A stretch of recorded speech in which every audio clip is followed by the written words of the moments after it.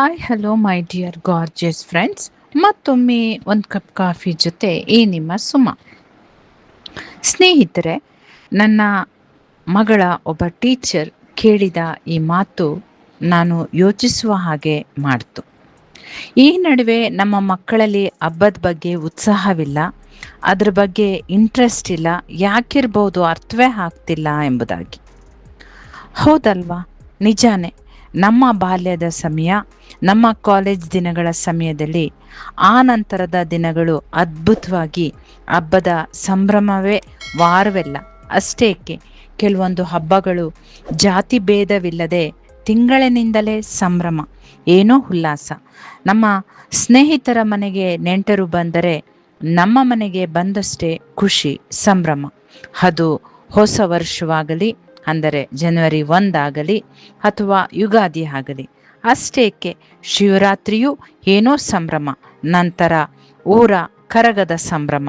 ಹೋಳಿ ಹಾಡುವ ಹುಡುಗರನ್ನ ನೋಡಿ ತಾಯಂದಿರು ಬೈದರು, ಮನೆಯಲ್ಲಿರುವ ಹಳೆ ಡಬ್ಬ, ಸೌದೆ, ತೆಂಗಿನ ಗರಿಗಳು ಕೊಟ್ಟು ಹುಷಾರೋ ಎನ್ನುವ ಮಾತು.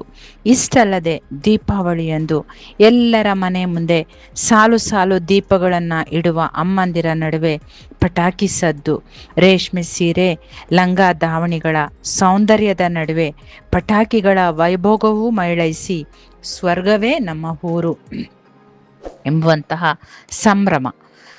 ಹೌದು ಸ್ನೇಹಿತರೆ, ಅಂತೂ ಇಂತೂ ಸಂಭ್ರಮವೇ ಸಂಭ್ರಮ. ಎಲ್ಲೆಲ್ಲೂ ನಗು, ಹರಟೆಗಳೇ ಸದ್ದೇ ಸದ್ದು.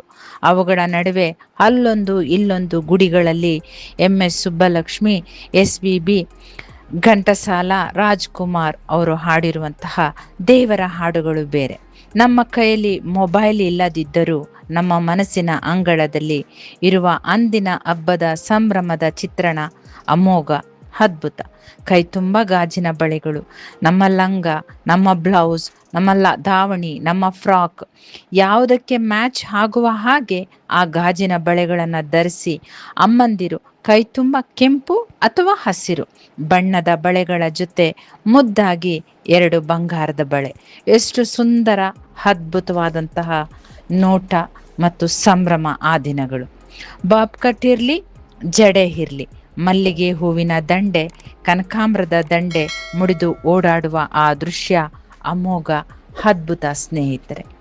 ಒಮ್ಮೆ ನೆನಪಿಸ್ಕೊಳ್ಳಿ ಆ ದಿನಗಳನ್ನು. ಆದರೆ ಇಂದು ಎಲ್ಲವೂ ನೀರಸ. ಹಬ್ಬವಿದೆ, ಸಂಭ್ರಮವಿಲ್ಲ. ಶಾಪಿಂಗ್ ಇದೆ, ಆನ್ಲೈನ್ ಆಗಿದೆ. ಬಟ್ಟೆ ಇದೆ, ಅದು ಪಾಶ್ಚಾತ್ಯವಾಗಿದೆ. ಕೈಗಳಿಗೆ ವಿಚಿತ್ರ ವಿಚಿತ್ರ ಅಲಂಕಾರ. ಹಬ್ಬದಲ್ಲಿ ಭಾರತೀಯತೆಯ ಸೌಂದರ್ಯ ಕಾಣದಂತಾಗಿದೆ. ಕಾರಣ ಪಾಶ್ಚಾತ್ಯ ಸಂಸ್ಕೃತಿಯ ವಯ್ಯಾರದೊಡನೆ ಡ್ರೆಸ್. ಹಲವಾರು ಇರಬಹುದು. ನಾ ಕಂಡಂತೆ ಪ್ರತಿ ಗಳಿಗೆಯನ್ನು ಡಿಜಿಟಲ್ ಪ್ರದರ್ಶನಕ್ಕೆ ಇಟ್ಟಿದ್ದಾರೆ. ಸಮುದಾಯವಾಗಿಯೂ ವ್ಯಕ್ತಿಗತವಾಗಿಯೂ ನಾವು ನ್ಯೂಕ್ಲಿಯರ್, ಇನ್ನೂ ಮೈಕ್ರೋ ನ್ಯೂಕ್ಲಿಯರ್ ಅನ್ನುವ ಕುಟುಂಬ ವ್ಯವಸ್ಥೆಯಲ್ಲಿ ನೆನಪುಗಳನ್ನು ಸೃಷ್ಟಿಸುವ ಬದಲು ಪ್ರದರ್ಶನಕ್ಕೆ ಹೆಚ್ಚಿನ ಹೊತ್ತು ಕೊಡಲಾಗ್ತಿದೆ.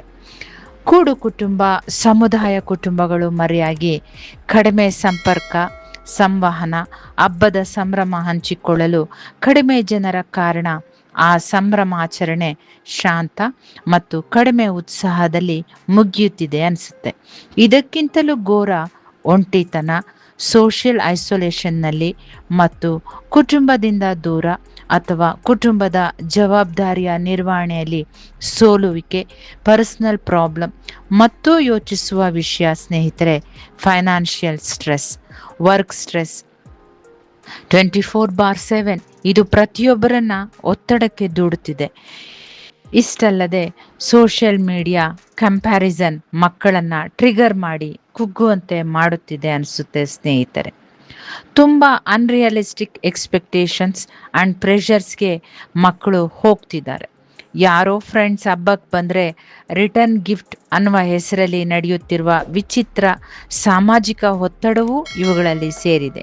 ಇವೆಲ್ಲವುಗಳಿಂದ ಮಕ್ಕಳು ಹಬ್ಬದಿಂದ ವಿಮುಖರಾಗಲು ಕಾರಣ ಇರಬಹುದಾ ಎಂಬುದು ನನ್ನ ಅನಿಸಿಕೆ.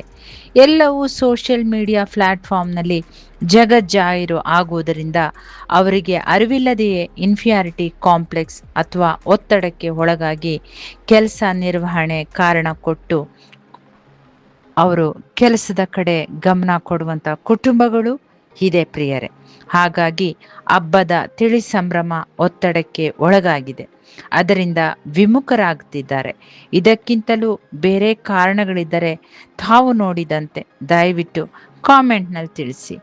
ಮಕ್ಕಳೇ, ನನ್ನದೊಂದು ಕಳಕಳಿಯ ಮನವಿ: ಹಬ್ಬದ ದಿನ ಹೇಗೆ ಇರಲಿ, ಮೊಬೈಲ್ ಲ್ಯಾಪ್ಟಾಪ್ ವರ್ಕ್ಗೆ ಬಳಸಿ.